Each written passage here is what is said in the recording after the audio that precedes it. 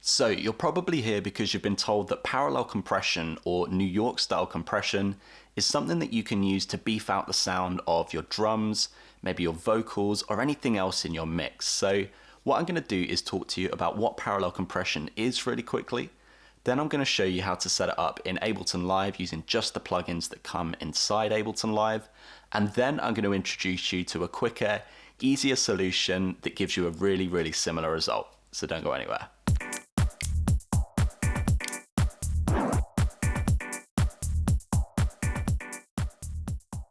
Hey, how's it going guys? It's John Holt here with The Audio Journey, helping make music production accessible to all. And here on this channel what I do is a variety of music production tutorials, mainly focused towards beginners and beyond. So if that's something that you might be interested in, then definitely consider subscribing. So very quickly before we dive in, I just want to give a massive thank you to Baby Audio, who've sponsored this video very kindly.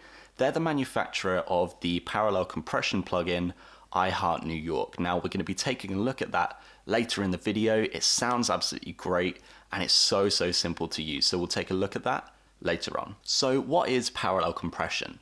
To start with, let's give ourselves a quick reminder of what compression is, because that's how we're going to achieve this effect.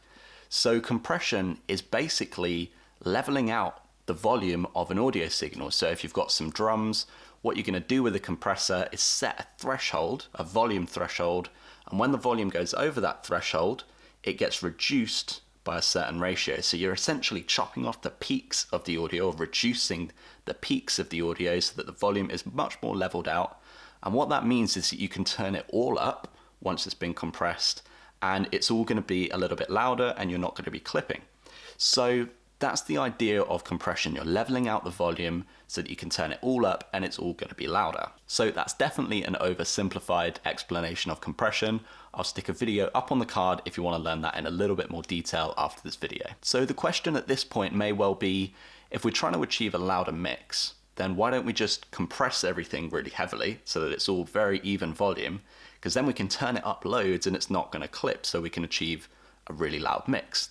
Why don't we just do that? Well, if you've ever really heavily compressed something, you'll know that it sounds really unnatural, really squashed, and really artificial, and it can really ruin the sound. It can take the low end out of things, and that's absolutely not what we want. So the logical answer here, as with most things in life, is that a balance is going to be what we want. We want a balance of the original sound, which has got really nice dynamics, sounds really nice and natural, but we also want some of that really compressed, loud sound to blend into it to achieve a balance. So parallel compression is the process of having a drum track here. Let's say this is our drum track with the volume going up and down. We're going to send a copy of this drum track over to a new track. On this new track, we're going to put a compressor and we're going to put really aggressive settings on it. And what we're going to do is we're going to use the volume fader on this track to fade in or blend in that really compressed loud sound with this original kind of natural sound to achieve a balance of really nice original sound and sort of louder, punchier, more compressed sound to give a really nice effect overall. So without further ado, let's jump into Ableton Live and see how this is done. Okay, so what I've got here in Ableton Live is just a really basic drum beat that I've made with one of the stock drum kits, just a really simple beat that sounds like this.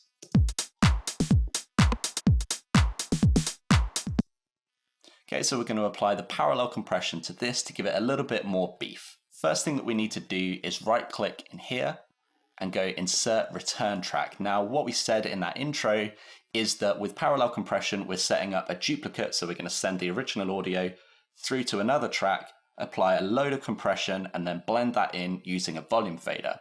So we have pretty much just set that up. So on this original track, which is where the drums are, we're going to turn the send C all the way up. That's the one that we've just created. And you can see that C return is the one that we've just created here. We can rename that para comp. Cool. Now this is where we want to apply the compression. So let's go into audio effects. And you can use either the normal compressor, which I'll be using in this video. It comes with every version of Live. Or if you have the glue compressor, I'd recommend using that. But it doesn't make a massive amount of difference. So let's drag the normal compressor onto this parallel compression track. Now I told you again in the intro that parallel compression settings tend to be quite aggressive. So I'm going to go 20:1 for the ratio, which is a crazy high compression ratio, but that's absolutely fine. The attack is going to mean that you're going to get a slightly different sound. If you've got a really quick attack, like point something of a millisecond, that means that the drum hit doesn't really have a chance to get through the compressor. It gets squashed down immediately. Whereas if you've got a bit more of an open attack, you hear the start of the sound come through and it makes the sound a little bit more clicky and sort of maybe cut through the mix a bit more. So I can show you both of those when we get into it. The other things that you want to be aware of in here, make sure that makeup gain is turned off, making sure it's gray, and make sure that this dry wet is all the way around to 100. Cool, so first things first, turn this volume fader down. As I say, we're going to be blending that back in once we've set the compression up. So let's hit play on this beat, and then we'll come back to the parallel compression track, start to blend it in.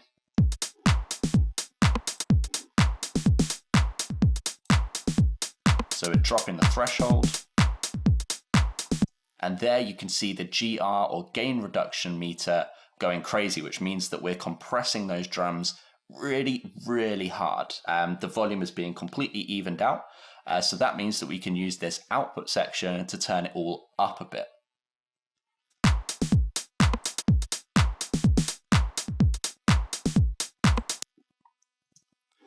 Cool, now you won't hear anything as it stands because we haven't blended any of that compressed signal back in with the original. So let's start to blend that in now and see if you can hear a bit of a difference.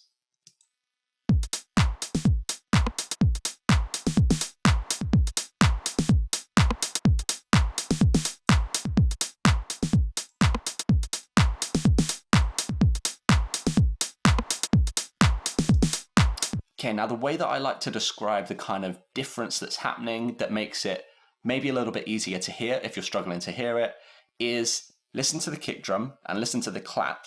They tend to stay louder for longer. So instead of having the initial hit like a doo and fading away, it's more of a doo. Now that is exaggerated, but that's the way that I like to think about it. So have another listen and see if you can pick up on that.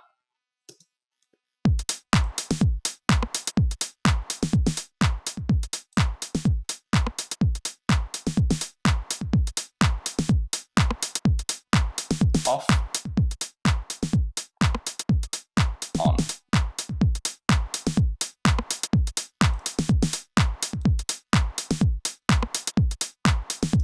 Now, one thing to be aware of is that we are going to be applying a little bit more gain when we've got this parallel compression track turned on. So that will explain a little bit of the difference in sound that you're hearing.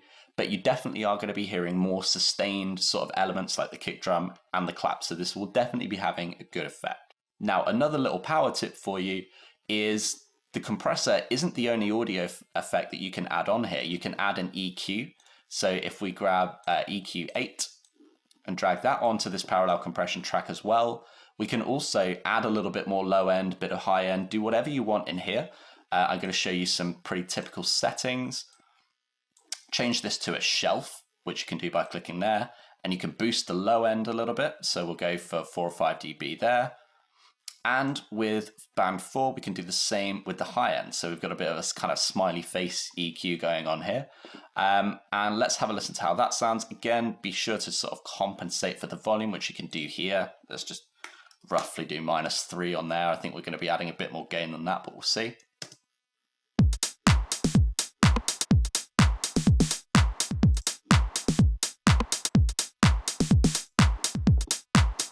And another thing that I personally like to add is I really like this pedal effect in Ableton Live 10. This could be saturation if you're working in a different version of Live, but you can get completely creative here. I like to chuck in the pedal and use it very subtly because I really like the sort of overdrive that it's got in here. So I'm going to turn the dry wet all the way down to 0, set this up and just sort of gradually bring it in, play around with the settings and see what works.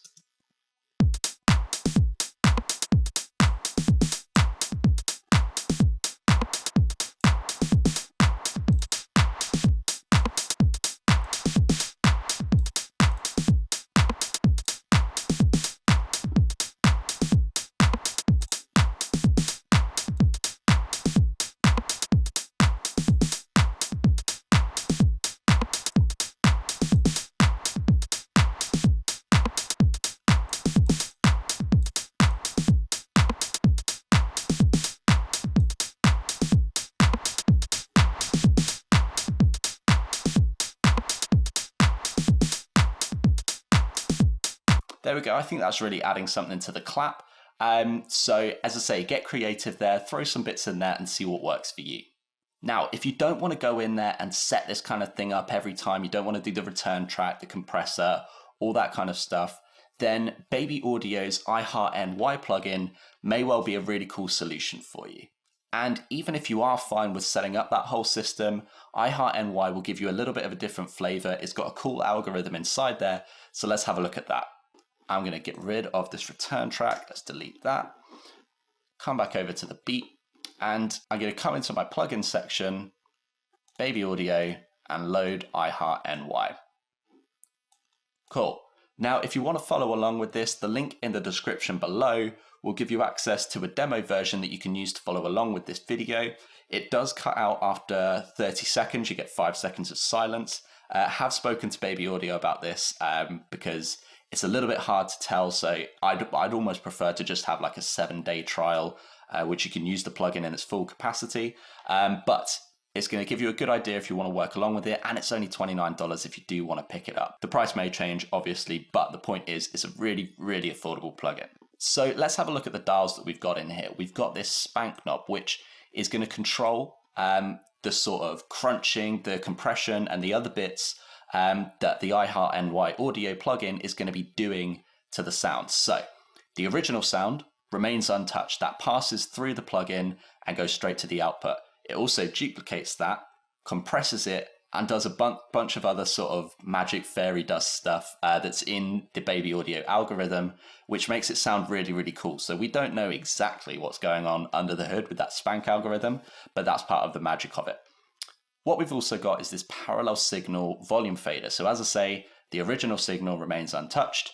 This parallel signal fader allows us to blend in that spanked audio and get that blend, which is typical for parallel compression. The solo button below there means that you can just listen to the really sort of crushed or spanked signal if you want to. That's going to give you just the compressed audio and mute the original audio.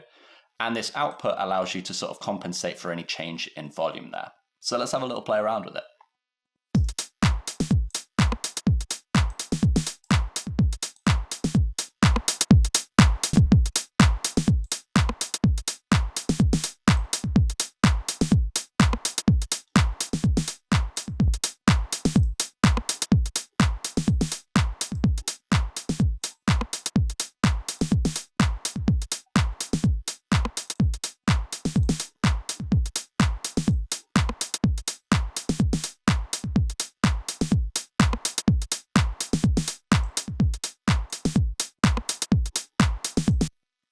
So in order to make this a fair test, what I'm doing is I'm using the output dial to bring the volume down a little bit once I've added in some parallel signal, because if we turn something up, it sounds better. So we need to compensate for that and make sure that we're not just adding volume, because that makes anything sound better. We need to keep the volumes the same and see what else changes.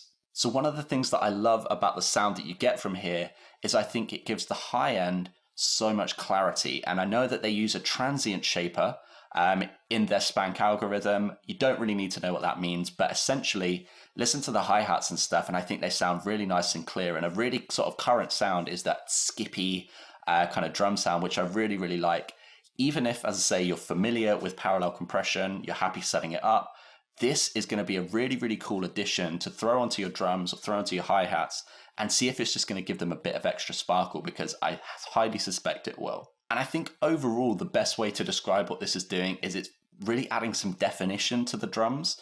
The drums aren't overlapping as much. And I really, really like that. As I say, those clear, kind of clean drum sounds are what I'm really enjoying at the moment. So to have a tool that I can literally just throw onto a track and achieve that sound with is something that I'm really, really into. So good job, Baby Audio. So there we go, guys. I hope that's made the concept of parallel compression a little bit clearer for you and shown you how you can use it to achieve a bit more punch in your vocals, drums, however you want to use it. Thank you once again to Baby Audio for sending me over their plugin to have a look at for this tutorial. Now, I just wanted to talk for a second about how this sponsorship came about, because as you may know on this channel, I don't really do plugin reviews. I don't tend to do sponsored videos very often, but this one was a bit of an exception. Baby Audio very kindly contacted me, offering me a copy of the plugin in return for a review of the plugin. Now, I really liked the look of what the plugin does, but I hadn't used it myself, and I don't tend to do reviews on this channel. That's not really what this channel's about. However, I have had people that watch the channel request a tutorial on parallel compression quite often, and in terms of having the resource to do it, it really helps to have a sponsor to do that. So I put the question to Baby Audio to see if they would be interested in sponsoring a more tutorial style video instead of a review, because I don't really do those on this channel. They were really receptive to that, and they've been an absolute pleasure to work with. So that's just a really nice aside to the fact that the plugin is really cool, and it's going to be really cool for you to use in your music. So I would highly recommend going and checking out the Baby Audio iHeartNY plugin, which you can grab from the link in the description below this video. If there are any other tutorials that you want to see on this channel, please let me know in the comments below this video. Would love to hear from you, and I hope to see you in another tutorial soon. Take care.